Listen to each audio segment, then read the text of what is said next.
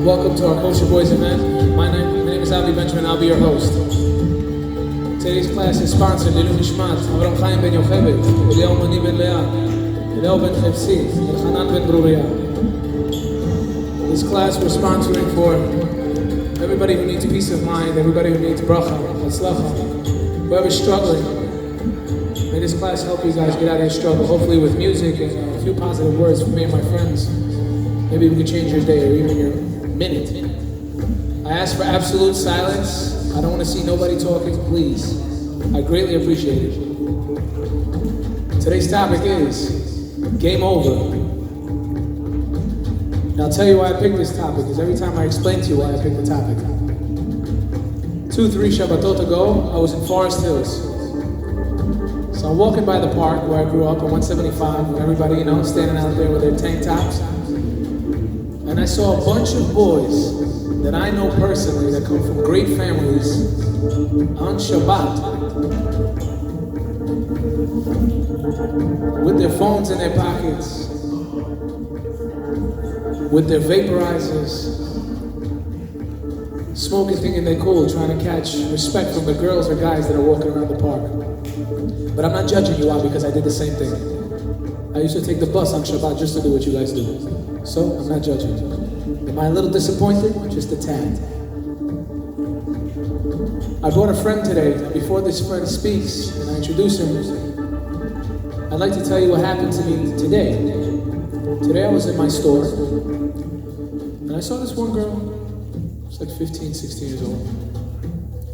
She came up to me, she goes like, Avi, can I ask you for advice? I said, yeah. She goes like, I have a problem. People keep talking about me. I'm like, what do you mean? She goes, again, people keep saying stuff behind my back and everybody keeps talking bad about me. And I asked her, I said, what do you mean? I don't get it. What could they possibly say? So it was like, people think that I'm a bad girl, I'm doing this, I'm doing that. Now, unfortunately, we have a little deficit in the girls that are here today, but I'm sure the girls that are here today will understand and grasp what I'm saying. And you guys too. It's inevitable that guys and girls are going to want to date. It's inevitable. You're not going to do anything about it. I'll tell you personally, when I was a kid, anytime we'd have a relationship with a guy or a girl, or we'd do something, we'd start dating, never, ever trust the guys. Never. Why? Because one, you guys kiss and tell, and you guys can't keep a secret, number one. Number two, it's wrong. And this girl was really hurt. And I didn't know what to tell her to make her feel better. But I did tell her one thing. I said, if you do less selfies and take pictures of yourself doing the same face 55 times in 6 weeks, maybe people will stop talking bad about you. As for the guys, you guys think you're cool, smoking a joint, putting it on your Instagram, or vaping your jewel and showing it off, that stuff's not cool. That's why this class is called Game Over. The game's gotta be over. By a show of hands, who here has a job? Now, I hope by the end of this class, or by the end of this year, V'ezrat Hashem, hopefully everybody will be able to pick up their hands. Troubled times today, not a lot of people like to finish school. Everybody thinks like, oh, I got it under control, my parents have money, I have enough money, I have a car. I think it's essential for you guys to understand. It's either you choose one path. I'm going to school, or I'm gonna get a job. Enough playing games. We're around the corner from Shavuot, but it's not a game. Like I see we have these classes, or it's the 14th class. Do I see some people growing? Yes. But I see the majority of the guys are still in the same things. Also the girls. You see the guys in the park, they're still the same people. You still curse at each other, you still degrade each other. Like there's a fine line between telling somebody, hey man, shut up. They'd be like, yo, shut up. It's two different things. I said the same thing. You guys got to stop diminishing each other. There's no more games. Shavuot is right around the corner. We're getting Matan Torah. What does it mean? We got the Torah at this time. This is when Am Yisrael got the Torah. I'll be honest with you, it's very scary for me to raise kids in this type of world that we live in today. Why? Because it's endless, the possibilities of what could happen. Guys, girls, drugs. People don't listen to their parents. We do this class only for one reason, not because we want to teach you Torah. Boys, please. Mr. Israelov, please take away your phone or I'm gonna have to take it from you. I appreciate it. So what I'm trying to say is seek games. We shouldn't be playing games. You guys are men. 13 years old. If you're bar mitzvah, you're a grown man in my eyes. You got hair under your armpits, you're a grown man. It's not a joke. Girls too. It is not a game. You guys are women. You guys are not little girls anymore. You gotta understand, it comes to a certain age where you start to take care of yourself. Guys have to take care. It's not a game. You guys gotta stop playing these games. Life is short. Your parents, they don't have too much time for you. They're working. They're trying to provide for you to have a place to sleep and for you to have something to eat.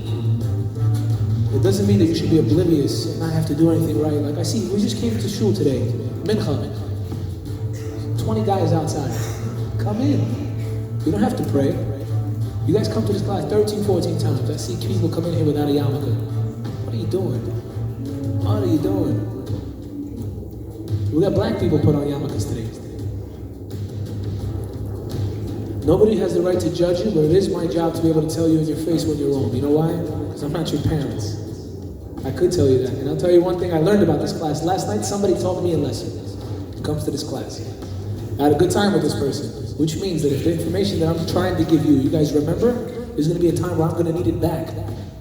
Don't think because people speak at lectures, they're problem-free, there's no games in their life, they have no problems. No! It's usually people like us who have more problems than you guys. So, we're here to help each other.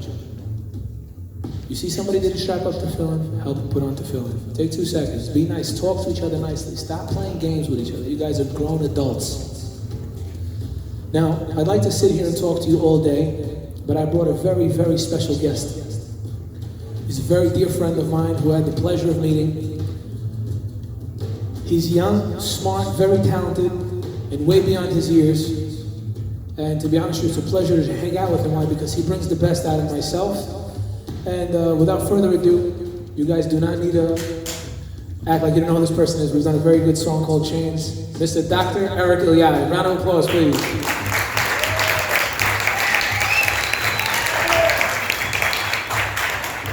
Thank you. You guys can do better than that. Come on, one more time. Oh, wow. Thank you. Okay, now with Dr. Erik, I wanted to make it 2 sides of the spectrum. I wouldn't say I was blessed to be in school or had the patience, which is a mistake on my behalf. So what I want to do is have some questions and answers with Dr. Erik. I'm going to ask him a few things if you don't mind. Sure. And if you guys have any questions, you can ask him as well. And first of all, Doc, if you can, please tell us a little bit about yourself, who, what, when, where, and why, and I'll ask you the first question right after. Well, I want to thank everyone for coming today. Let's give a nice, warm round of applause for Avi Benjamin for his dedication. You know, I came in here tonight and I saw all of you guys here, the young generation, the next generation of professionals. And Avi, the fact that you're bringing all this together is simply amazing. Simply amazing. Thank you. I think they come for the food. So I'll tell you a little bit about myself. I'm a physician, so I treat a lot of patients who are very, very sick. I'm also a teacher. I'm an associate professor in a medical school in Touro College. And one of the reasons that I'm here today is a principle called dividing your day into 33%. How many of you guys, by a show of hands, know that principle? All right, so you know. So that principle means that you have your day, 33% of your day. Let's get the music for 1 second. Thank you. 33% of your day you spend with your peers, with your friends, folks like you, right? You're sitting next to each other, you're all buddies, that's cool. The next 33% of your day, the last third, right, the bottom, you spend with people who you can help, who you can pull up. For example, you're in the 8th grade, you got a buddy of yours, he's in the 6th grade, he doesn't know math, he needs your help. You say, you know what, I'm gonna help you out, man. I'm gonna pull you up and help you out. You have a buddy of yours who's not doing well, is having problems with his mom and dad, fighting, doesn't really fully understand the whole principle of life. You sit down with him, you have a conversation with him, you pull him up, you bring him up. That's the other 33%. Now, what about the top 33%? The top 33% you spend with people who you want to be like. So I'll give you a quick example. Today I was in the city. It took me an hour to get there, an hour and a half to get back, 2.5 hours, just to spend 1 hour with a person who came from Israel. His name is Mr. Ofer Yardani, came from Israel to the United States in 1985 with $600 in his pocket. How much do you think his company is worth today? $2.1 billion. So I spent 2.5 hours traveling as a doctor, right? Just so I can sit with him for 15, 20 minutes and I can kind of grab on and have him pull me up a little bit and say, hey son, this is what you gotta do to get to where I am. So now we'll talk about time, right? Opportunity cost. I could have spent 2 hours watching a movie. I could have spent 3 hours playing ball. I could have spent 3.5 hours playing a video game on my phone. I could have spent a good hour taking selfies of myself, as you correctly said.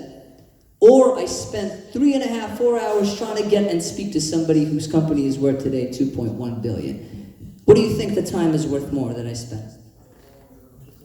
Right? Now I want you to ask yourselves, every day you got 24 hours. Every single day. What are you doing with that 24 hours? So you sleep for 6 hours. Then you got 18 hours. You got school. What do you do when you come home?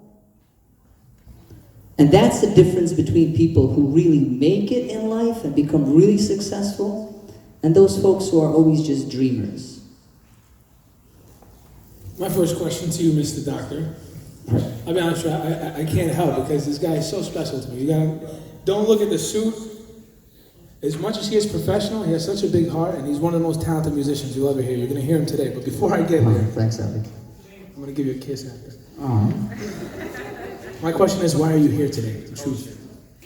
That's the truth. I wanna give back to the next generation because you guys, myself, we're family. We're one nation. We're the Jewish nation. So if one of you guys gets cut or makes some mistakes, God forbid, you guys saw the video, Chains, right? How many of you guys saw the video? Right? Can you imagine, God forbid, somebody being in that situation, being left on the floor? So that's why we're here. We're here to tell you about things that we've seen in our life. We've touched the fire. We got burnt with certain things in our lives. And we wanted to say it to you so that you guys don't get burned in the future. Because if you guys bleed, I'm bleeding as well. We're one nation, one Jewish nation. That's why I'm here today.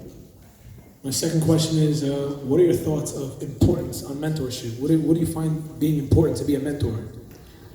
Very, very important. Guys, you have to make it a goal to find that one person who you want to be like when you grow up and hang out with him. How many of you guys want to be a doctor? Okay, so we got a few guys.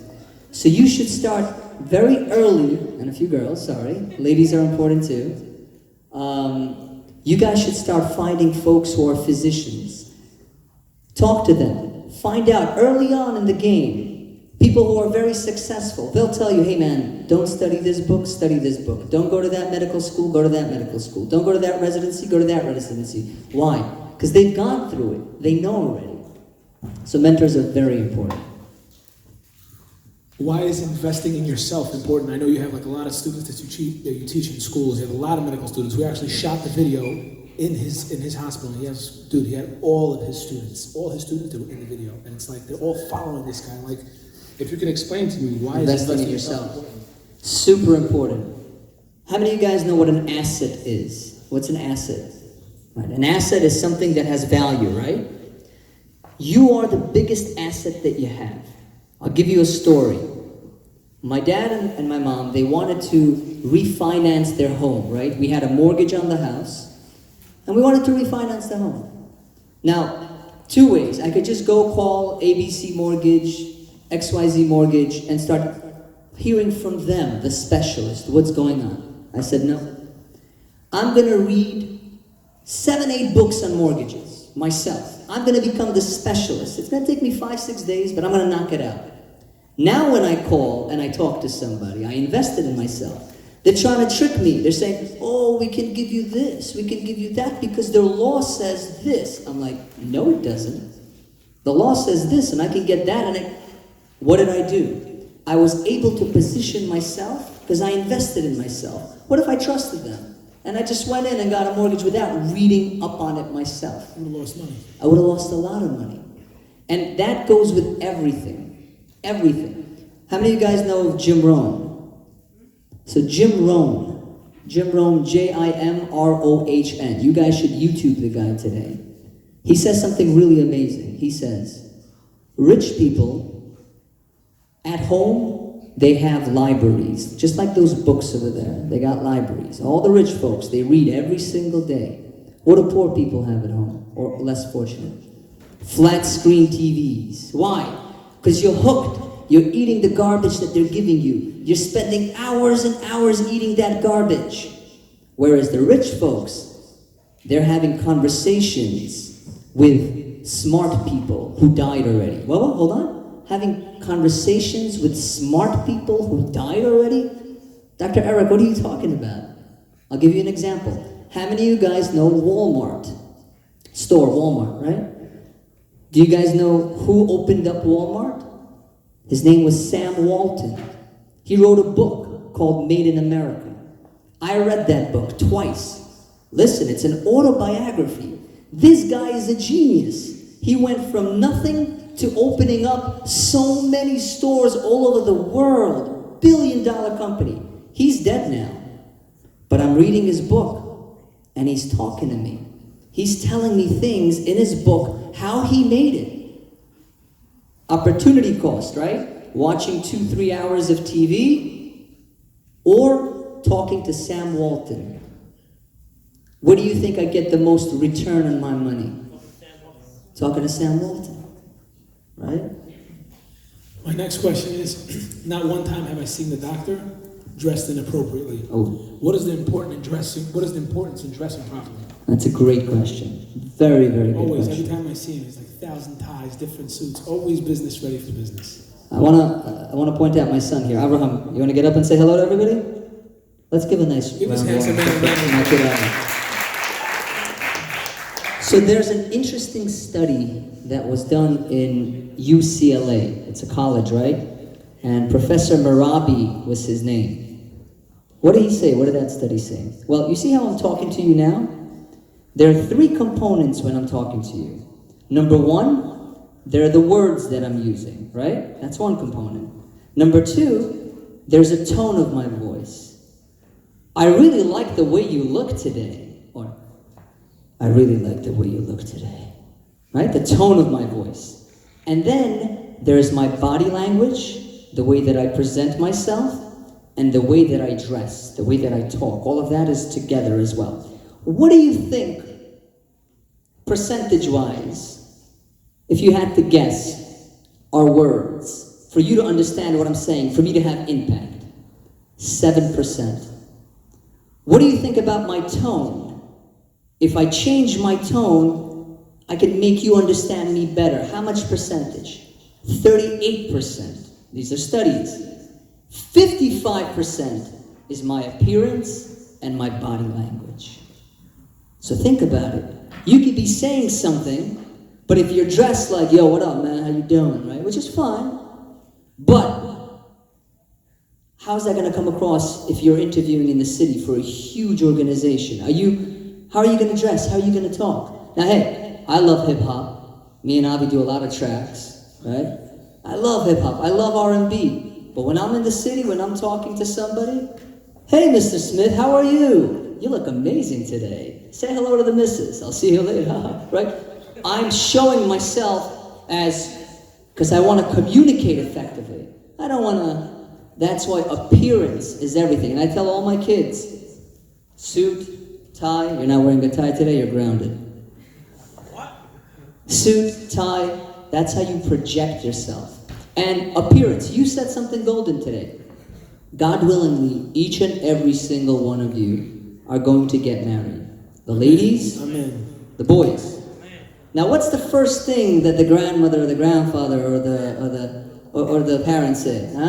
Facebook посмотрим, найди его там. Right? They Google it. They got the girls, right? The skirt is so tight, they can barely walk, but the skirt is tight. Pictures with her friends like this. Right? It's the truth. It's the truth. So what do you think?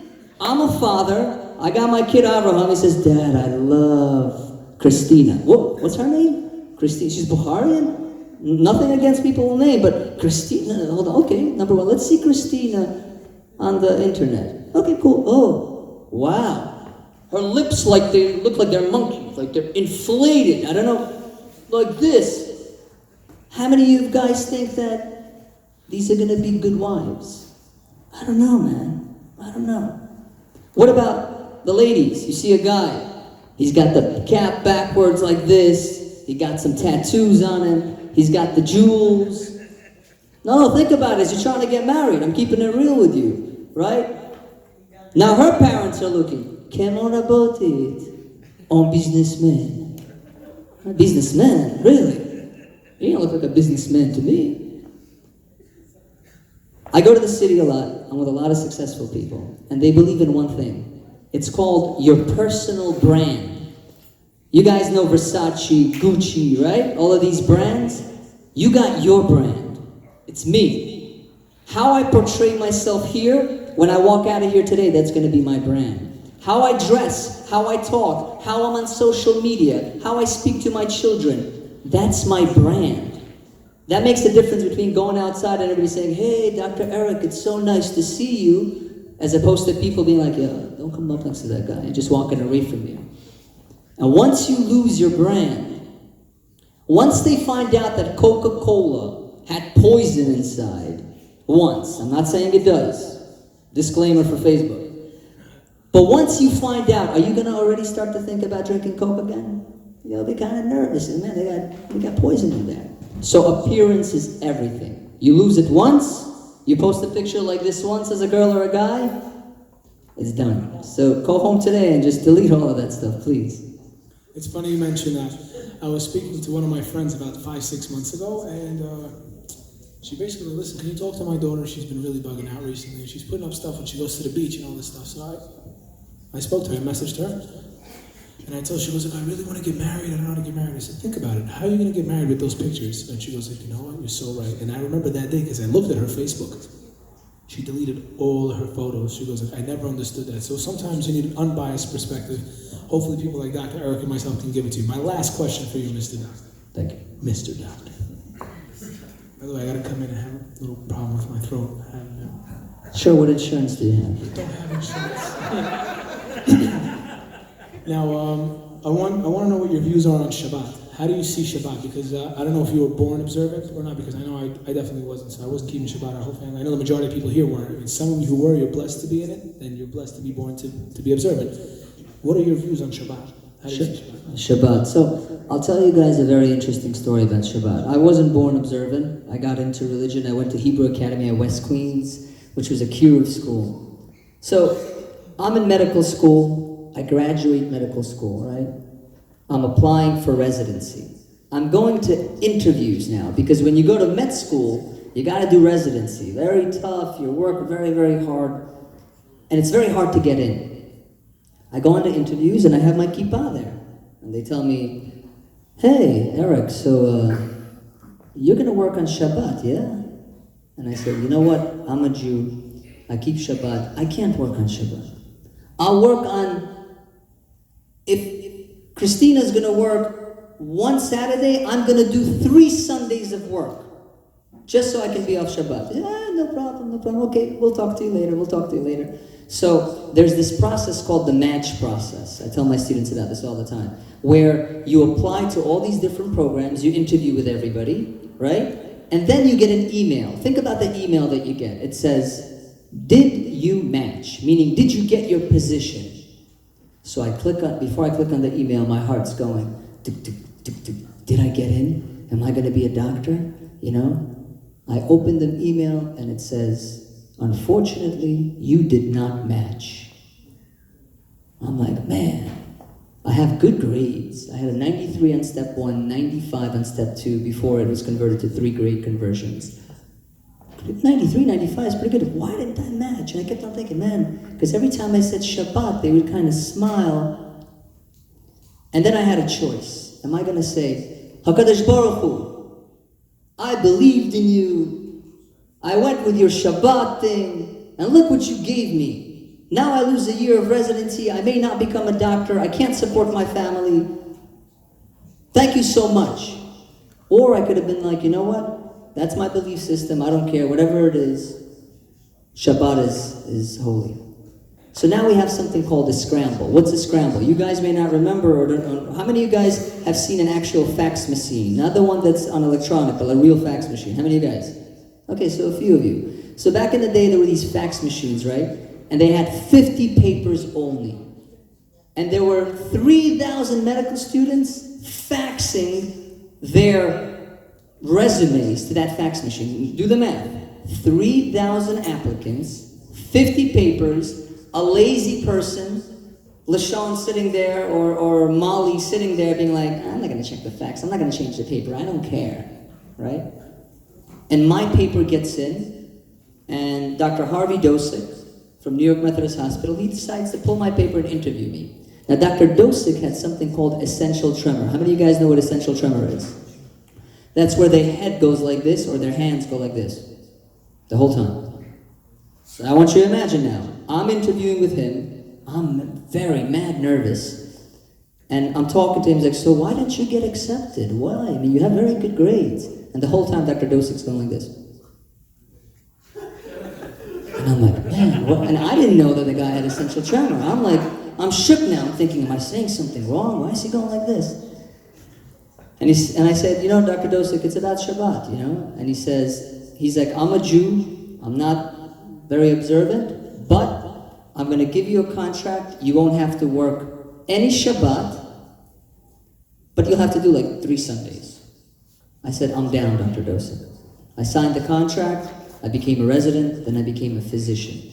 That was a test from God Almighty. Am I going to put my profession, or am I going to put Shabbat? Now there's a lot of rabbis who say, as a doctor, you can work on Shabbat, and you can, for pikuach nefesh. But I just made a personal chance not to. And then the last thing I'll say about Shabbat, think about it. You're working all day, your cell phone is ringing, you're busy, and then you have to shut off your cell phone. You come home and you have the kids singing, Shalom Aleichem, Malachecha Sharet, Malachei Elyon. And the whole table is set, and the candles are lit, and the grandmother and the grandfather and the great-grandmother, and they're all around the table, and everybody's singing. Picture that. That's irreplaceable. That's what Shabbat means for me. I have to agree. Now, Doc, without further ado, first of all, let's give a round of applause for the doctor. I can almost promise you that information would have costed you more than you could have made all summer, number one. Number two, don't let this humble guy fool you. He has a great voice, and I wanted to know if you'd like to join me to sing our national drug anthem called Chains. Perfect. We'll do that one song for sure.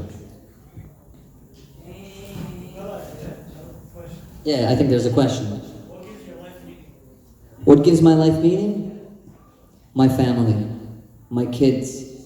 I want to build something. I want to plant seeds so that tomorrow my kids could be part of that. You know how you have these executive boardrooms and all these hotshots sit there? I want to see my kids sit around that boardroom with me. That's what keeps me going. Chains all over my body. Hey, I got chains all over my body. Yeah, hit it, Avi. Down on the floor, young soul no more. Try to keep you safe, but you're right out the door. My baby is gone, where'd I go wrong? I was busy working, trying to keep you warm. Tell him. But you went out and met some friends, pulled up in a Mercedes Benz. Got introduced it to crack cocaine. Now I hear him say, I got chains all over my body. Yeah, don't get them chains, guys. Avi, I got chains all over my body. Yeah, hit it, man. I know we're working every single day, but is it wrong to load the kids along the way? Instead, just take your little boy to shul to pray and tell him, son, there's a right and a wrong way. Tell him it starts with just a smoke here and there. That's all it takes. But then it ends with your soul in the air. You gotta always show love and your care, Because you never wanna live. I got chains all over my body. Yeah, I got chains all over my body. Yeah.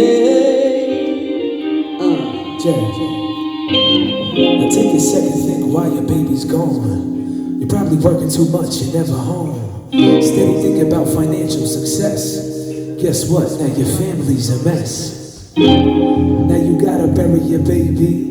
Lost hope, screaming, God, can you save these souls in the society? Through sobriety, God knows that the world is in dire need. I loved you, you was my firstborn, and I wish I had a chance to give you fair warning. But now we're here mourning, and guess what? I'ma pray until the damn morning. We need to wake up, that's my point of view. We all got a mission, what we're born to do. I regret that I never ever thought of you, just like a plant in the water. We need your help. Chains, come on, guys. Chains all over my body. Yeah, I got chains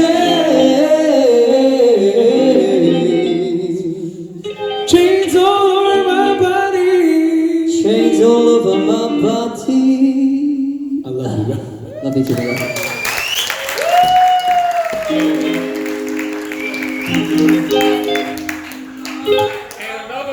Thank you, everybody. Boys, thank you so much. One more round of applause for Dr. Erik, please.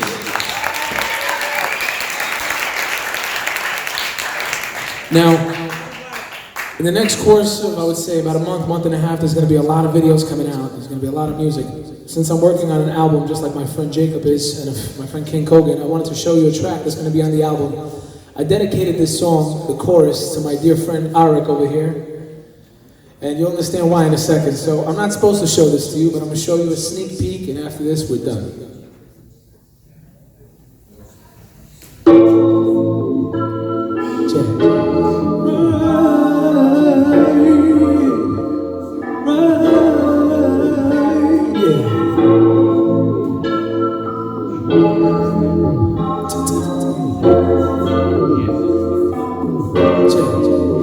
This for you. All my life I was blind, then I see what I see. All my life I was blind, I just can't go on, no. All my life I was blind, then I see what I see. But I was blind, I just can't go on. Yo, see, if you wanna be a queen, you gotta respect your king. This is real life here, no game's the real thing. A lot of people want a wedding, a nice dress, and a ring. To me, that's all fake, that's why I call it a fling. I need a partner in crime, someone who's taking the times. I'm talking Bonnie and Clyde, about to bite right your side. Not a person who works in the way you feel it inside. You gotta give him your time, but if you don't, it's a crime. Feel like I'm living a lie with all the stress on my side. That's why I'm praying to God, so I can just clear my mind. But I'm a sucker for time, but you're a sucker for my fun. That's why I'm broken and hoping that I'm giving a sign. Check it. All my life I was blind, and I see what I see. All my life I was blind, I just can't go on, no. All my life I was blind, and I see what I see. But I was blind, I just can't go on, no. No more, no more, no more. Close your eyes and try to believe that you're living a dream, but you need to break free, but you need to believe. Close your eyes and try to believe